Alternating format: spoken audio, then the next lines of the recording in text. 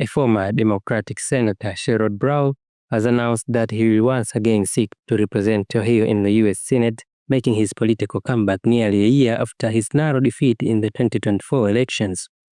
In a video message released on Monday, Brown reflected on his decision to return to the campaign trail despite previously believing his political career has ended.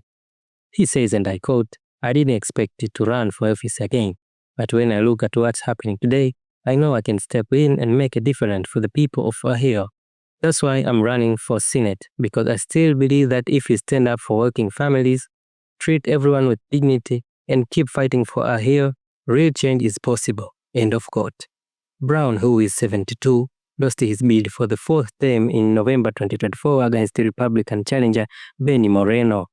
That contest marked the end of an era, as Brown had been the only Democrat to hold the statewide office in Ohio for years and one of the GOP's top targets during their successful drive to retake the Senate majority. Despite Ohio State's drift towards the Republican column in national politics, Brown's brand of blue-collar populism had long given him crossover appeal with independent and moderate voters. However, in a state that President Donald Trump carried by double digits, even his reputation was not enough to secure another victory. Moreno ultimately prevailed by fewer than 4 points. The 2026 Senate race presents a new chapter for Brown. This time he will face Republican Senator Jon Husted, who was appointed earlier this year to fill the seat vacated by Vice President J.D. Vance. Husted, a 57, previously served as Lieutenant Governor under Governor Mike DeWine before his Senate appointment in January. The upcoming special election will determine who serves out the remainder of Vance's term, with the winner expected to stand for a re-election again in 2028. Political analysts are already describing the Ohio race as of the most closely watched contest of 2026 midterms. With Republicans currently holding 53 seats in the Senate, Democrats are searching for opportunities to narrow the gap and eventually reclaim a majority. To do so, the party must both defend its vulnerable incumbent and flip at least 4 seats, an ambitious task given to a current political map.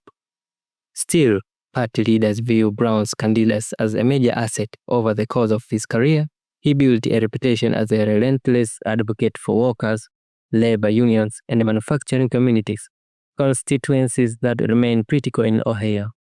His plain-spoken style and emphasis on economic fairness once helped him defy the state's Republican tilt, and the Democrats are hopeful that his experience and name recognition can once again energize their coalition. Brown's announcement also follows a broader Democratic effort to recruit high-profile candidates across competitive states. Figures like former North Carolina Governor Roy Cooper have recently signaled interest in running, underscoring the party's strategies of fielding tested leaders in difficult races. For Democrats, Brown's return is not just about Ohio. It represents a chance to prove that their message can resonate even in states where the odds seem steep. As the campaign season unfolds, Ohioans will once again witness a clash of political heavyweights, with Sherrod Brown aiming to reclaim his seats and Jon Husted seeking to cement his new role. The outcome could play a decisive role in shaping the balance of power in the Senate heading into 2026 and beyond.